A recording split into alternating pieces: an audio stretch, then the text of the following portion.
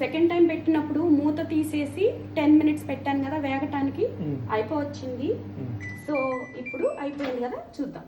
Okay, wow, look at this, ఎంత చక్కగా వేగిపోయిందో. చూడొక్కసారి, నీట్గా వేగిపోయింది. ఇంకా వేపుల్లా కావాలంటే ఇంకో 5 నిమిషాలు పెట్టుకోవచ్చు, నాకు ఇది చాలు. ఓకే, మనం కూర స్టార్ట్ చేసినప్పుడు నిండా ఉంది కదా, అది మోర్ దాన్ హాఫ్ రెడ్యూస్ అయిపోయిందంటే అంత డీహైడ్రేట్ అయిపోయింది. And it's cooked evenly well.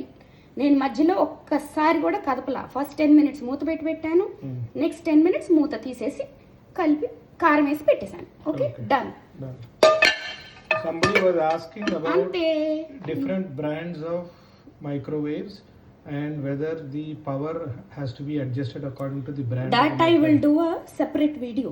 Okay, I'll do a separate video on what to use and how to use your temperatures and adjustments. As of now, this is basic. We'll do a separate video. Okay. Bye.